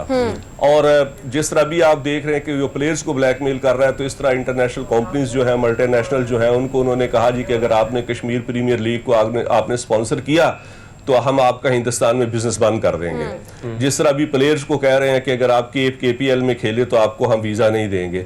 तो सबसे बड़ा हर्डल्स तो ये था कि ब्लैकमेलिंग थी हिंदुस्तान की तरफ से बहुत ज़्यादा। और फिर पाकिस्तान में भी जो है आम लोग यकीन नहीं कर रहे थे कि जिस तरह शाहिद अफरीदी हैं, अजमल खान हैं, या इस तरह से दूसरे बड़े हमारे प्लेयर्स हैं, वो इसमें आएंगे हमारे साथ, हमारी हेल्प करेंगे। तो ये 3 साल हमें 2019 से हम इस पे काम कर रहे हैं, और भरपूर मेहनत करने के बावजूद जो है वो हमें 3 साल लगे, और अल्लाह ताला की मेहरबानी से आज वो दिन देखने को आया कि जी आज हम करवाने जा रहे हैं KPL। अच्छा, आपने खिलाड़ियों की बात की जिन पर जिस तरह ब्लैकमेलिंग हो रही है, इसमें कोई शक नहीं कि 2019 से आप देख रहे हैं, तो हम तो अभी देख रहे हैं कि मामले जो खबरें आ रही हैं टेलीविजन, सोशल मीडिया पे, अब क्या कोई राब्ता उन खिलाड़ियों के साथ है जो पाकिस्तान KPL खेलना चाहते हैं या आ रहे हैं, तो क्या उनकी तरफ से कोई पॉजिटिव रिस्पॉन्स है? देखें जी, उनकी तरफ से तो बहुत पॉजिटिव रिस्पॉन्स है, लेकिन हम खुद नहीं चाहते किसी को ट्रबल में डालने के लिए। कि एक खिलाड़ी का कैरियर जो है वो तो इसी पे डिपेंड करता है। अगर खुदा न खास्ता उसको कल हिंदुस्तान वीजा नहीं देता तो ऑफ कोर्स वो उसमें जाएगा, ट्रबल में जाएगा। लेकिन हम लोग उनको खुशी के साथ कहते हैं कि अगर आप आना चाहते हैं तो आ जाएं। लेकिन जो हिंदुस्तान इसमें एक्सपोज हुआ है उसमें हमारी जीत हो गई है। मैं समझता हूँ कि हमारी सबसे बड़ी जीत यही है कि हमने इंडिया को एक्सपोज करके रख दिया है और उनका असली चेहरा नंगा करके दिखाया है दुनिया को कि देखें कहाँ स्पोर्ट्स और कहाँ ये लोग जो है गंदी गेम जो है वो खेल रहे हैं स्पोर्ट्स के साथ भी। ठीक है सजाद साहब, ये भी फरमाइएगा, जब कोशिश होगी कि लोग आए, मोस्ट वेलकम, हम उनको वेलकम कहेंगे और हर तरीके से उनको फैसिलिटेट करेंगे पाकिस्तान में। और मैं यहाँ ये भी कहना चाहता हूँ कि अगर दुनिया कहती है कि हम अपने मेहमानों की राहों में फूल बिछाते हैं तो इंशाल्लाह ताला पाकिस्तान मेहमानों की राहों में अपना दिल बिछाएगा इंशाल्लाह। सजाद शाह साहब, बिल्कुल मैं ये पूछना चाह रही हूँ कि जब भारत की जानिब से इस लीग में रखना डाला गया, रुकावट डाली गई, सियासत की जा रही थी, प्लेयर्स को थ्रेट किया जा रहा था, तो ये पाकिस्तान की जानिब से मौक़िफ़ ये सामने आ रहा था कि हम इस लीग को किसी भी सूरत पोस्टपोन नहीं करेंगे। अगर इंटरनेशनल खिलाड़ी नहीं आते तो जो मकामी प्लेयर्स होंगे उनके साथ इस लीग का आगाज कर दिया जाएगा। आपको क्या लगता है कि फायदेमंद नहीं होगा इस लीग के लिए, कश्मीर के लिए, कि वो जो टैलेंट है मकामी प्लेयर से वो उभर कर पूरी दुनिया देखेगी, पूरा पाकिस्तान देखेगा, कश्मीर की आवाम देखेगी? जी बिल्कुल, आप सही फरमा रही हैं। बेसिकली हमारा मकसद भी यही था कि कश्मीर के टैलेंट को जो है वो सामने लाना, उनको मौके फराहम कर दें, और जो इंटरनेशनल प्लेयर्स है ज़रा उनके साथ होता तो इनका एक्सपोजर बढ़ जाता, इनका विजन बढ़ जाता, ये प्लेयर हमारे और पॉलिश हो जाते। और जिस तरह हिंदुस्तान जो है वो उल्टे सीधे इल्ज़ाम लगा रहा है कि पाकिस्तानी फ़ौज करवा रही है, पाकिस्तान की फ़ौज ये कर रही है, वो कर रही है, ये इसमें बिल्कुल कोई सदाकत नहीं है। ऑफ कोर्स पाकिस्तानी फ़ौज हमारी फ़ौज है, उसकी जिम्मेदारी है हमें हिफाजत हमारी करनी और हमारे सर पे हाथ रखना। तो उस लिहाज से तो हमारी फ़ौज जो है भरपूर तरीके से हमारा साथ देगी और बॉर्डर लाइन पे हमारी हिफाजत भी करेगी, और जो बाहर से प्लेयर आ रहे हैं इंशाल्लाह उनकी हिफाजत करेंगे। बहुत शुक्रिया साहब, आपने गुड मॉर्निंग पब्लिक के लिए वक्त निकाला। अभी हम शो में एक ब्रेक शामिल करेंगे, एक ब्रेक के बाद दोबारा हाजिर होंगे। Good morning public. ब्रेक के बाद एक बार फिर से गुड मॉर्निंग पब्लिक में आपको खुश आमदीद कहेंगे। अभी हम आपको एक ऐसी मेहमान शख्सियत से मिलवाने जा रहे हैं जिन्होंने royal college of surgeons Ireland से MBBS की डिग्री बहुत कम उम्र में हासिल की। पहले पाकिस्तानी है जिन्होंने इतनी कम उम्र में यहाँ से डॉक्टरी की डिग्री हासिल की। और ये जो रॉयल कॉलेज ऑफ सर्जन है ये दुनिया का एक नामी ग्रामी मेडिकल का इदारा है जो कि डॉक्टर्स को ट्रेन करता है, जो कि सर्जन्स को ट्रेन करता है। इस पर बात करेंगे। डॉक्टर अब्दुल हादी हमें शो में ज्वाइन कर चुके हैं। डॉक्टर साहब thank you so much, welcome to the show. और साथ ही साथ हम एक और अहम मौजू पर भी बात करेंगे कि पाकिस्तान का हेल्थ केयर सिस्टम और अगर हम तरक्की याफ्ता ममालिक के हेल्थ केयर सिस्टम को देखें, दोनों में फ़र्क क्या है, पाकिस्तान में कौन सी चीज़ें लैक कर रही हैं, इस पर भी आज हम बात करेंगे। डॉक्टर अब्दुल हादी, सबसे पहले तो आपसे ये जानना, मतलब आप तो मुबारकबाद के मुस्तहिक हैं, बहुत कम उम्र में आपने MBBS की डिग्री हासिल की। इस हवाले से बताइएगा कि उम्र क्या थी जब आपके हाथ में वो डिग्री आई, और मोटिवेशन क्या थी, और आपने कब से अपनी पढ़ाई का आगाज़ जो था वो मेडिकल में करना शुरू कर दिया? जी, सबसे पहले तो मैं अल्लाह ताला की ज़ात का शुक्र अदा करना चाहूँगा जिन्होंने मुझे इतनी छोटी उम्र में इस काबिल बनाया कि ना सिर्फ मैं अपने वालिदैन का बल्कि अपने मुल्क का नाम रोशन कर सकूँ। इसके बाद मैं पब्लिक न्यूज़ का भी शुक्रिया अदा करूँगा जिन्होंने मुझे एक प्लेटफॉर्म दिया, मुझे इनकरेज किया और मुझे ये मौका दिया कि मैं औरों को भी इनकरेज कर सकूँ। जो आपने मेरे से क्वेश्चन पूछा है तो उसका जवाब ये है कि आई वॉज 16 years old जब मेरे वालिदैन ने मुझे एक स्कॉलरशिप मिलने के बाद पढ़ने के लिए लंदन भेज दिया। उधर मैंने एक साल एक कोर्स किया, जिसके बाद कम उम्री की बेस पे और कुछ मार्क्स वगैरह की बेस पे मेरा आयरलैंड के रॉयल कॉलेज ऑफ सर्जन्स में एडमिशन हुआ। और मैं पहला पाकिस्तानी पासपोर्ट होल्डर था जो डायरेक्टली पाकिस्तान से उधर गया था उनकी 250 साल या 300 साल तारीख में, जिनका उधर दाखिला हुआ था। तो ये बड़ी एजाज़ की बात थी मेरी फैमिली के लिए भी और मेरे लिए भी। तो उसके बाद फिर मैंने पूरे 5 साल, मेरा ख्याल तब मेरी 17th बर्थडे हुई थी, उस वक्त मैंने अपना कोर्स स्टार्ट कर दिया और 22 साल की उम्र में मैंने अपनी डिग्री कंप्लीट कर ली। अच्छा, यहाँ से आप मैट्रिक करके गए थे या OA लेवल्स की आपको क्या उस टाइम? मैंने सिर्फ इधर, वैसे तो लोग A लेवल्स के बाद शायद बाहर यूनिवर्सिटी में जाते हैं, लेकिन मेरा O लेवल्स के बाद ही वहाँ के 1 साल कोर्स में एडमिशन हो गया और मुझे एक बड़ी अच्छी स्कॉलरशिप मिल गई, जिसकी वजह से मेरे वालिदैन ने मुझे काफ़ी छोटी उम्र में बाहर भेज दिया। ठीक है, वो 1 साल का कोर्स करने के बाद फिर आप 5 साल ये MBBS की डिग्री में डाल चुके? जी जी जी, बिल्कुल एग्जैक्टली। नॉर्मली वैसे लोग जो होते हैं वो कितनी उम्र में जाके करते हैं? इधर तो शायद कुछ लोग 22-23 साल की उम्र में कंप्लीट कर लेते हैं, लेकिन उधर मेरे क्लासमेट्स 40-40 साल के भी थे। अच्छा। और जो मीन एज थी वो मेरे से 3 या 4 साल सब बड़े थे, 25, 26, 27 की एज में करते थे। और जब मेरा दाखिला हुआ था तो I was the youngest student to be admitted to the college. उसके बाद कुछ इश्यूज़ की वजह से I had to take a year off, जिसकी वजह से मैं अभी आपने 1 ईयर ऑफ लिया, नहीं तो आप 21 में फारिग हो जाते? जी जी, मैं 21 में फारिग हो जाता। हाँ। लेकिन कुछ मेरे एम्बेसी के साथ इश्यूज़ थे जिसकी वजह से मेरा एडमिशन हो गया था, लेकिन मेरे ट्रैवल अरेंजमेंट्स नहीं हो सके 1 साल के, जिसकी वजह से मेरी कुछ क्लासेस मिस हो गई। तो आई टुक दैट ईयर ऑफ और मैंने फिर कुछ वॉलंटियरिंग की हॉस्पिटल्स में और कुछ रिसर्च पे काम किया उस साल में। पाकिस्तान आए हुए कितना टाइम हो गया? पाकिस्तान आए हुए मुझे अभी सिर्फ 3 महीने हुए हैं। तो आजकल क्या मसरूफियत है? किक स्टार्ट कर रहा हूँ अपने करियर को। आजकल मैं रिसर्च पेपर्स पे काम कर रहा हूँ।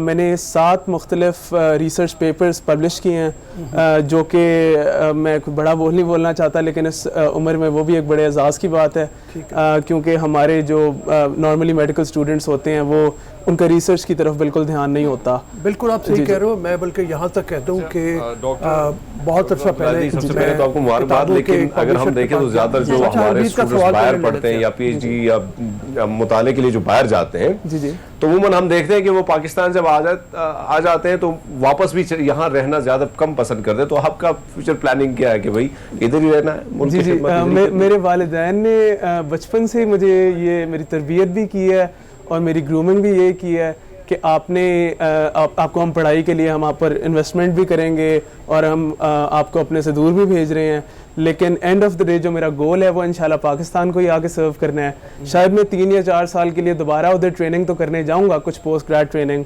लेकिन end of the day I think my goal is to serve the country. और मेरी पूरी कोशिश होगी कि मैं जल्द से जल्द वापस आऊँ और जो भी छोटा सा मैं कंट्रीब्यूशन कर सकता हूँ वो मैं करूँ। अच्छा, MBBS के बाद मैंडेटरी होती है हाउस जॉब, तो अभी तक आपने हाउस जॉब वगैरह स्टार्ट नहीं की? जी बिल्कुल, हाउस जॉब जो है वो मैं वहाँ ही स्टार्ट करूँगा। मैंने यूके में हाउस जॉब के लिए अप्लाई किया है और कुछ अरसे तक इंशाल्लाह वो स्टार्ट हो जाएगी। उसकी वजह ये है कि ये भी एक मौका है जो आगे मिल गया, वरना काफ़ी ज़्यादा टेस्ट होते हैं और वो सब होता है, तो मुझे टेस्ट वगैरह नहीं देने पड़ेंगे, जिसकी वजह से मैं जल्द से जल्द उधर जाकर स्टार्ट कर सकता हूं। ये बताओ कि दोनों मुल्कों के कंपैरिजन किया जाए या डेवलप्ड कंट्रीज का कंपैरिजन किया जाए पाकिस्तान के हेल्थ सिस्टम के साथ, तो क्या कमी लगती है यहाँ पे आपको? मेरी नज़र में दोनों ममालिक का जो हेल्थ केयर सिस्टम्स है ना, वो पिक्चर्स टोटली डिफरेंट हैं और क्योंकि दोनों में कुछ खूबियाँ भी हैं, कुछ खामियाँ भी हैं। हमारे मुल्क में बेसिकली लैक ऑफ रिसोर्सेज हैं और हमारा जो बजट है हेल्थ का वो बहुत कम होता है, उनका शायद हमारे से 1000 या 10,000 गुना ज़्यादा होता है और उनकी आबादी भी इतनी कम है। लेकिन इसके बावजूद जिस तरह से हमारे डॉक्टर्स इतने फाइनेंशियल कंस्ट्रेंट्स के बावजूद और इतने ज़्यादा पेशेंट लोड के साथ जिस तरह से लोगों को सर्व करते हैं, उनको खराज तहसीन पेश करना चाहिए। अगर उनको थोड़ा सा फाइनेंशियल, अगर हम हेल्थ को अपनी प्रायोरिटी बनाएं और हम उनको सपोर्ट करें, हम उनके बजट को इंक्रीज़ करें, हम उनको बेटर ट्रेनिंग दें, तो आई एम श्योर कि वो जो है हमारे हेल्थ केयर सिस्टम को टोटली ओवरऑल कर सकते हैं। इसकी जो सबूत है इस बात का वो ये है कि मैं आयरलैंड में जब पढ़ रहा था तो कई अस्पताल इस तरह के थे जिसमें आयरिश से ज़्यादा पाकिस्तानी डॉक्टर्स थे। और पाकिस्तान उन दुनिया के 3 या 4 ममालिक में से एक था जिनके डॉक्टर से वो कोई फर्दर टेस्ट भी नहीं मांगते थे। वो कहते थे आप अपनी डिग्री करें और आप उधर आके अपनी जॉब स्टार्ट करें। इवन इंडियन डॉक्टर से और हमारे जैसे जो ममालिक हैं उन सब डॉक्टर से वो टेस्ट मांगते थे, लेकिन हमारे जो डॉक्टर्स हैं उनसे वो टेस्ट भी नहीं मांगते थे। अच्छा, ये बताओ कि यहाँ पे एक मेडिसिन का जो निज़ाम है वो काफ़ी उसमें खामियां हैं। जी जी जी, कि डॉक्टर खुद ही दवाइयाँ लिख के दे रहा है। जी जी बिल्कुल। वहाँ पे कम से कम एक फ़र्क ये है कि डॉक्टर दवाई नहीं लिखता, डॉक्टर मर्ज़ की तशख़ीस करता है। बिल्कुल, तो ये है, मतलब इसका फ़ायदा क्या है फिर? मतलब जी, इसका ये है कि सबसे पहले वहाँ बड़े अच्छे कवानीन है, वहाँ के डॉक्टर सिर्फ जेनेरिक मेडिसिन लिख कर देते हैं, ट्रेड नेम्स नहीं लिख कर देते। इधर बड़े अच्छे लोग भी हैं। ब्लैकमेलिंग है या जो गलत पैसा चला जाता है। जी जी बिल्कुल, मैं उस तरफ आ रहा हूँ जी। इधर जो है बड़े अच्छे लोग भी हैं, लेकिन अनफॉर्चुनेटली चंद एक लोगों ने ये एक गलत जो है वो कल्चर स्टार्ट किया हुआ है, जिसके अंदर वो कंपनीज से कमीशन लेकर कंपनीज इनको जो है वो फ्री टूर्स देती हैं, फ्री ट्रिप्स देती हैं, गाड़ियाँ देती हैं, पैसे देती हैं, जिसकी वजह से वो जो है ट्रेड नेम जो है वो लिख कर देते हैं एक कंपनी का, और जो है ना सिर्फ लोगों को लूटते हैं मगर बल्कि ये भी है कि वो मुल्क पर भी इकोनॉमिक बर्डन डालते हैं। वो आपके इंपोर्ट्स को बढ़ाते हैं, जिसकी वजह से मुल्क पर भी इकोनॉमिक बर्डन डलता है। और वो मर्ज को जो है वो उसको ट्रीट नहीं कर रहे होते, वो बस उनकी कोशिश होती है कि किसी ना किसी तरह उस नुस्खे के अंदर दवाई डाल दी जाए। तो ये बिल्कुल जी एक ये मसला है। और इसका मेरी नज़र में जो इसका जो बुनियादी हल है वो ये है कि आयरलैंड में हमें जो मेडिकल एथिक्स थे, जो पेशेंट डीलिंग थी और जो कोड ऑफ एथिक्स था, उस पर बड़ा जोर होता था। हमारे एग्ज़ाम्स हुआ करते थे जिसके अंदर वो हमें बताते थे, हमारे कुछ पेशेंट के साथ एग्ज़ाम्स होते थे जिसमें हमने पेशेंट का इंटरव्यू करके डॉक्टर्स के सामने करना होता था, जो और वो हमें असेस करते थे कि हम कैसे उनका इंटरव्यू करते हैं और कैसे उन्हें इलाज बताते हैं। तो हमें उसमें ये बताया जाता था कि सिर्फ अगर आप कोड ऑफ एथिक्स को फॉलो करोगे, आप अपने पेशेंट के लिए कंसर्न दिखाओगे, आप अपने पेशेंट से हंसकर बात करोगे और इस सब उसे अच्छे से ग्रीट करोगे, उसका कंसेंट लोगे और उसकी जो है जो एथिकल प्रिंसिपल्स हैं, ऑटोनॉमी, बेनिफिसेंस, नॉन मेलेफिसेंस और जस्टिस, इन्हें फॉलो करोगे, तो चाहे आपको मेडिकल नॉलेज कुछ भी ना आता हो ना, हम आपको 100 में से 40 या 45 नंबर फिर भी दे देंगे। अगर आपको कुछ भी ना आता हो, अगर आप सर दर्द को मतलब पैर का कैंसर भी कह देना, लेकिन अगर आपने कोड ऑफ एथिक्स फॉलो किया है और पेशेंट डीलिंग सही की है तो वो 100 में से 40 से 45 नंबर आपको इसी बात के दे देते थे। तो मेरी नज़र पे इन चीज़ों पे बड़ा स्ट्रेस किया जाता है, हमारे सिस्टम में भी हमें ये करना पड़ेगा। कुछ कह रहे हैं जी हरमीत। हाँ, मैं डॉक्टर आदि ने बात की कि बड़ी ट्रेनिंग इस किस्म की दी जाती है। मैंने कहा हम जब यहाँ पे सरकारी हॉस्पिटल में जाते हैं तो डॉक्टर बड़े गुस्से में, बड़े भयानक नजरों से देखते हैं, लेकिन जब प्राइवेट में जाते हैं तो हंसते मुस्कुराते मिलते हैं। ये भी थोड़ा सा लॉजिक तो है ना, मतलब बिल्कुल बिल्कुल जी। इसकी यही वजह मेरी नज़र में, तो अगर किसी पेशेंट जब कोई पेशेंट किसी डॉक्टर के पास आता है और अगर कोई उसके साथ काइंडनेस से पेश आए और उसके साथ हंसकर बात करे तो आधी बीमारी तो उसी से ही दूर हो जाती है। तो I think kindness is very important and it's cornerstone of medical practice, और ये बहुत ज़रूरी है हमें अपने सिस्टम में इनकॉर्पोरेट करना। हम वहाँ ये देखते हैं कि वहाँ लोगों को, डॉक्टर्स को ये बात सिखाई जाती है, और अगर कोई डॉक्टर किसी के साथ बुरे तरह से पेश आए, हमारे साथ कई बार ऐसा हो जाता था कि पेशेंट्स कुछ ड्रंक पेशेंट्स आ जाते थे या कुछ जो मेंटली अनस्टेबल होते थे। पेशेंट हमेशा दर्द में होता है, वो मेंटली अनस्टेबल होता है, डेलेरियम का शिकार होता है, जिसकी वजह से वो आपको आपके साथ वो थोड़ा ऊंचा नीचा भी बोल सकता है। उस वक्त वो और उसकी फैमिली टेंशन में होते हैं। लेकिन अगर कोई डॉक्टर आगे से जवाब दे, मैं कह रहा हूँ हाथ उठाने की मैं बात नहीं कर रहा, यहाँ तो डॉक्टर्स मेरा ख्याल हाथ भी उठा देते हैं, लेकिन अगर कोई ऊंची आवाज में अगर जवाब भी दे तो उसके खिलाफ सख्त से सख्त एक्शन लिया जाता है। अच्छा, जिस तरह से हम कंपैरिजन कर रहे थे कि बाहर के तरक्की याफ्ता जो ममालिक हैं उनके हेल्थ केयर सिस्टम्स और पाकिस्तान के हेल्थ केयर सिस्टम, लेकिन जब ये कोविड की सिचुएशन आई है तो मुझे ऐसे लगता है जो तरक्की याफ्ता ममालिक के हेल्थ केयर सिस्टम है वो बहुत बुरी तरह एक्सपोज हुए हैं। हमें मतलब आप देखें कि यहाँ पर भी कोविड वैसे ही था, अमेरिका और उनके अस्पतालों को देखें तो बदतरीन सूरत हाल हमें वहाँ पर देखने में आई। तो ये मतलब मेरे ख्याल में जब सर पर पड़ी सब ममालिक के तो उनके हेल्थ केयर सिस्टम एक्सपोज हुए। मुझे लगा यहाँ पर ट्रीटमेंट फिर भी शायद बेहतर था, लेकिन वहाँ के जो तमाम हालात थे वो बहुत वर्स्ट थे। जी जी, इसका ये कि जिस तरह से बात ये कि हमारे हॉस्पिटल्स जो थे they were already used to a lot of patient burden, और पेशेंट जो क्राउडेड होते थे hospitals, doctors were already used to that. उधर ये मेरा ख्याल पहली बार हुआ होगा उन डॉक्टर्स के करियर में कि इतने ज़्यादा लोग उमड़ कर अस्पतालों में आ गए, और जिसकी वजह से उनके लिए उन सबको डील करना थोड़ा मुश्किल हो गया। तो आई थिंक ये सिर्फ एक खामी थी, लेकिन जहाँ तक गवर्नमेंट पॉलिसीज़ की बात थी तो उन्होंने मेरी नज़र में, क्योंकि मैं स्टडी भी इस पर करता रहता हूँ, मैं जिस तरह आपको बता रहा था रिसर्च भी करता हूँ, उन्होंने प्रायोरिटी बनाया कि हमने पेशेंट्स को डील करना है। बिल्कुल बिल्कुल जी, ठीक हो गया। Thank you so much doctor Abdul Hadi, आपने हमें शो में ज्वाइन किया। बेस्ट विशेस आपके आने वाले करियर के लिए। और इनकी बात से यही समझ में आ रही है कि जो कोड ऑफ एथिक्स हैं उनके बहुत ज़्यादा ज़बरदस्त हैं। प्रॉपर ट्रेनिंग की जाती है कि पेशेंट के साथ आपने अपना बिहेवियर कैसे रखना है। पाकिस्तान में ये चीज़ें बहुत ज़्यादा लैक करती हैं और हमें इस तरफ भी तवज्जो देने की ज़रूरत है। अभी हम शो में एक ब्रेक शामिल, ब्रेक के बाद वापस आएंगे, स्पोर्ट्स और क्रिकेट पर बात करेंगे। इरफान ज़हीर हमें शो में ज्वाइन करेंगे। आपसे मुलाकात होगी एक ब्रेक के बाद। Stay with us.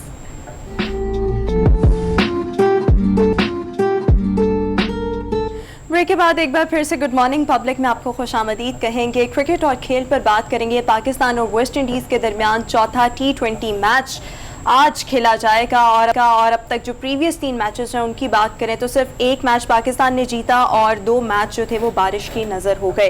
Team combination क्या है आज के इस मैच से, क्या उम्मीदें वाबस्ता हैं? Irfan Zaheer sports anchor, sports analyst इस वक्त हमें शो में ज्वाइन कर चुके हैं। Irfan, thank you so much, welcome to the show.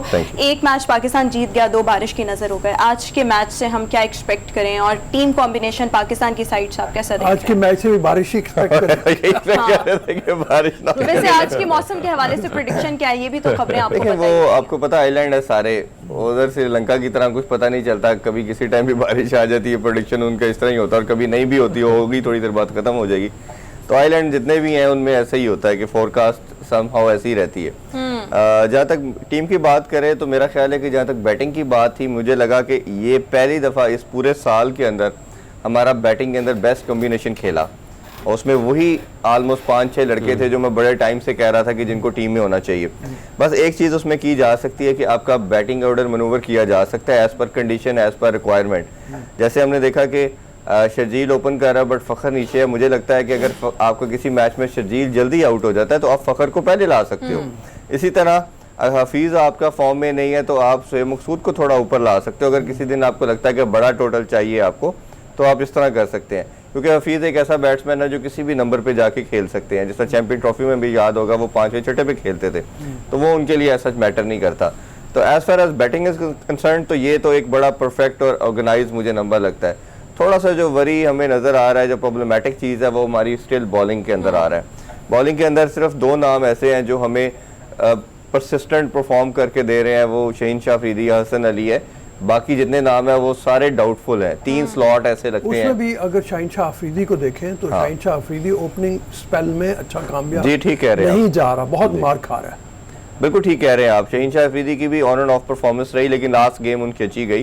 Last game ठीक थी, लेकिन पहला ओवरऑल उसमें जी जी जी लेकिन फिर भी हम उनको एक मार्जिन ये दे सकते हैं कि वो लास्ट 2 ईयर से एक अच्छा परफॉर्मेंस देते आ रहे हैं और एक टीम के साथ एक परमानेंट मेंबर के तौर पे हैं। हरमीत से जरा सवाल ले लें, हरमीत बात करना चाह रहे हैं। जी हरमीत। जी मैं अगर शाहीन शाह अफरीदी की हम बात करें, मुसलसल हम ये बात करें कि उनको रेस्ट पे होना चाहिए। आप आने वाला वर्ल्ड कप भी है, उसके लिए उसकी तैयारी है, फिर मुख्तलिफ टूर्स भी हैं, तो हमने एक तो उसको भी देख रहे हैं वो ऐसे उसी तरह नजर नहीं आ रहा जिस तरह जोश में होनी चाहिए। अच्छी परफॉर्मेंस फिर भी बहरहाल रही है। हफीज के तजुर्बे से हमने देखा कि बड़ी अच्छी परफॉर्मेंस उनकी रही है। अब भी इस मैच में हमने जो देखा, क्या कहेंगे कि उसके तजुर्बे से काफी हम कुछ सीख सकते हैं, हासिल कर सकते हैं। इस तरह शोएब मलिक है, लेकिन उनको उसी तरह नहीं खिलाया जा रहा जिस तरह होना चाहिए। क्या कहेंगे इस पे? जी बिल्कुल, मोहम्मद हफीज एक पूरे बॉलर है और हमने देखा कि उन्होंने बड़ा टाइम, जब तक उनके 2 दफा उनके ऊपर पाबंदी लगी, उससे पहले वो अपनी टीम का परमानेंट मेंबर भी थे एज ए बॉलिंग यूनिट के अंदर बात करें, और वो अटैक भी करते थे ओडीआई के अंदर भी और T20 के अंदर भी।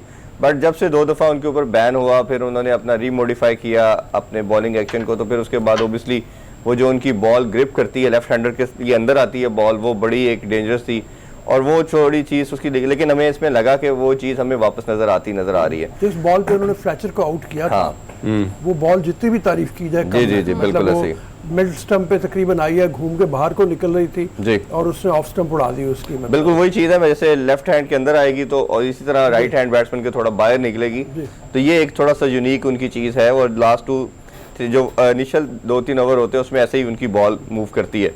तो मेरा ख्याल है कि बड़ा एक सीनियर प्रो है इन्होंने साथ बिल्कुल का शोएब मलिक का। मेरा ख्याल है कि एक एडिशनल बैट्समैन आपको स्क्वाड जो वर्ल्ड कप का स्क्वाड है उसकी प्रिपरेशन की बात करें तो शोएब मलिक का नंबर बनता है। इसी तरह बॉलिंग की हम बात कर रहे थे पहले, बॉलिंग के अंदर भी मेरा मानना ये है कि इस स्लॉट जो आपको नज़र आ रहा है, क्योंकि हारिस रऊफ भी आपने 2 साल से कैरी किया, बट अभी जितने वो एक्सपेंसिव जा रहे हैं आप उसके ऊपर एक ज़रूर थिंक टैंक सोच रहा है कि इनको रखना चाहिए कि नहीं। तो उसमें आपके पास 2 बॉलर बचते हैं, एक वहाब रियाज और मोहम्मद आमिर जी, क्योंकि इन दोनों में से किसी एक को लेके जाना मैंडेटरी है। आमिर की तरफ से शायद ये मैनेजमेंट इंक्लाइंड नहीं है, बट वहाब रियाज का जहाँ तक मुझे लगता है कि उनको एज ज़्यादा है और परफॉर्मेंस भी उनकी थोड़ी सी आमिर की निस्बत थोड़ी बेहतर नजर आई हमें। PSL में भी 2nd विकेट नंबर टेकर थे।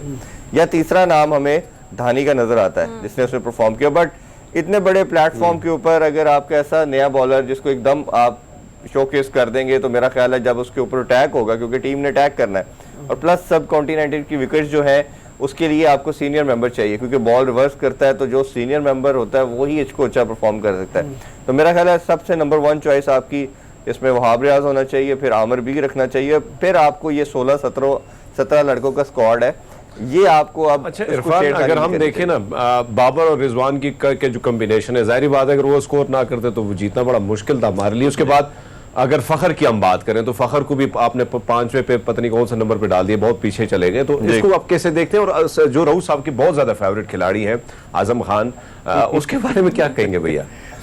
बिल्कुल, पहले हम फखर की बात कर लेते हैं। फखर देखिए शर्जील के होते हुए बनती तो दोनों की ओपन है। अगर आप जिस तरह की साइंटिफिक T20 क्रिकेट बन चुकी है, जितनी अग्रेसिव मोड पे जाके क्रिकेट खेल रहे हैं, तो मेरा ख्याल है ओपनर तो इन दोनों को होना चाहिए। बट रिजवान का जिस तरह एडवांटेज स्टिल दे सकते हैं आप उसको, हाईएस्ट रन गेटर है इस साल वो T20 के अंदर, तो मेरा ख्याल है कि रिजवान के साथ ये परसिस्ट करेंगे और चले किया भी जा सकता है कि चले एटलीस्ट टॉप के ऊपर आपका एक ऐसा बैट्समैन जो कंसिस्टेंट परफॉर्म कर रहा है, तो जी आप दे सकते हैं। तो मेरा ख्याल है जिस तरह मैंने रमेश शुरू में कहा कि ये बेस्ट हमारा बैटिंग लाइनअप है। जहाँ तक आजम की बात रही, उनके बॉल फिटनेस मसाइल है, और मेरा नहीं ख्याल कि इस तरह की जो फील्डिंग वो अभी परफॉर्म कर रहे हैं या जिस तरह की फॉर्म भी उनकी लगी हुई है, टीम में उनकी जगह बनती है। सोहेब ने परफॉर्म किया हुआ है, एटलीस्ट आपको अब 2-3 सीरीज या वर्ल्ड कप तक उसके साथ चलना चाहिए, और यूई की कंडीशन के अंदर सोहेब बहुत अच्छा खेलता है, तो उसके साथ चलना चाहिए। बैटिंग के अंदर मेरा ख्याल है छेड़खानी नहीं कर सकते। एक आप मिडिल ऑर्डर के लिए शुएब मलिक का जैसे हमने बात की, इन कंडीशन के अंदर वो बहुत ज्यादा वैल्यूएबल प्लेयर है, तो आप वर्ल्ड कप के स्क्वाड के अंदर उनको रख सकते हैं। बाकी उसके अलावा ये 6 लड़के मुझे परफेक्ट नजर आ रहे हैं प्लेइंग 11 की हद तक। अच्छा, ये जो हम T20 मैचेस की बात करें, आज आखिरी मैच है, लेकिन टोटल ये 5 मैचेस थे जिनमें से एक सस्पेंड कर दिया था ड्यू टू कोविड उधर आया, सस्पेंड कर दिया गया। इस पर आपके देखिए वो मैचेस बेसिकली ऑस्ट्रेलिया के साथ हो रहे थे और इनकी वेस्ट इंडीज के कुछ प्लेयर स्टाफ मेंबर का कोविड पॉजिटिव आया। यही प्रॉब्लम हमें नजर आ रही है कि हमारा पीसीबी कहीं आवाज नहीं उठाता। आप ये देखें कि सीरीज उनकी अंडरमाइन होनी चाहिए थी, उनकी सीरीज के अंदर प्रोटोकॉल्स के अंदर प्रॉब्लम आया और आपने हमारा मैच किस तरह आपसे लीड कर सकते हैं, ठीक है। ये हमें पीसीबी की तरफ से कोई स्टेटमेंट सामने नजर नहीं आई कि 5 में से 4 मैचेस कर दिए गए। इसी तरह 3 टेस्ट मैच थे, एक टेस्ट को खत्म करके आपने 3 की बजाय 5 T20 मैचेस कर दिए। पाकिस्तान टेस्ट नेशन है और सबसे कम टेस्ट मैचेस खेल रहा है, ये बहुत एक लम्बा फिक्रिया होता जा रहा है। इसीलिए हमारी जो अच्छी क्रिकेट है, टेस्ट क्रिकेट जिसको क्रिकेट की जिस्ट भी माना जाता है, वो बहुत अंडरमाइन हो रही है, बहुत ज्यादा उसमें हमने देखा कि हैम्पर होती चली जा रही है। तो इसमें पीसीबी को बड़ा सीरियसली देखना पड़ेगा। इरफान, अभी तो वैसे टाइम शॉर्ट है, मैं सवाल, आप गए थे, अभी केपीएल शुरू हो रहा है वहाँ पे, तो क्या इवेंट को आपने देखा, एंजॉय भी किया होगा? वैसे जारी बात है, बड़े बड़े सेलिब्रिटीज हों तो फिर बंदा वैसे भी इंजॉय करता है। पाजी, क्या देखते हैं आप वहाँ पे? वैसे हम देख रहे हैं कि तैयारियाँ कैसी हैं वहाँ की? देखिए तैयारियां तो सारी उनकी ज़बरदस्त हैं, लेकिन जो भारत उस पर अपना रोल प्ले कर रहा है, बीसीसीआई उनका देखना पड़ेगा कि वो इतना ज़्यादा स्ट्रॉन्ग हो चुका है कि आईसीसी को भी कंट्रोल कर रहा है। इवन दो उन्होंने कल एक लेटर भी लिख दिया आईसीसी को कि आप इस लीग को रोका जाए, बट आईसीसी ने कहा ये हमारी डोमेन में नहीं आता, क्योंकि ये उनकी नेशनल पीसीबी ऑर्गेनाइज कर रहा है और उसमें एक जो कंडीशन रखी गई है, तमाम वो प्लेयर्स खेलेंगे जिनको 5 साल से ज्यादा टाइम हो चुका है रिटायर हुए हुए। और इसी तरह मोंटेसर का भी हमने देखा कल बयान आ गया कि जी उन्होंने भी हर्षल गिब्स के बाद स्टेटमेंट दे दी है कि भारतीय बोर्ड ने उनको, इंग्लिश बोर्ड को कहा कि हम इसको भारत का वीजा नहीं देंगे। तो ये बड़ी एक डिसअपॉइंटेड, क्योंकि मेरा मानना ये है कि स्पोर्ट्स को रिलीजन कहते हैं कि बाप बड़ा ना भैया, सबसे बड़ा रुपया भैया, तो इस वक्त हिंदुस्तान बड़ा पैसा इन्वेस्ट कर रहा है, तो जाहिर बात है वो बिल्कुल ऐसे ही हो रहा है। लेकिन मेरा ख्याल है कि स्पोर्ट्स को रिलीजन से और इन चीजों से बहुत बहुत शुक्रिया इरफान जहीर, आपने हमेशा के नाज़रीन। इसी के साथ ही आज का शो अपने इख्तिताम को पहुंचा। इंशाल्लाह आपसे मुलाकात होगी कल। अपना बहुत सा ख्याल रखिएगा, हमें दीजिए इजाजत। अल्लाह हाफिज।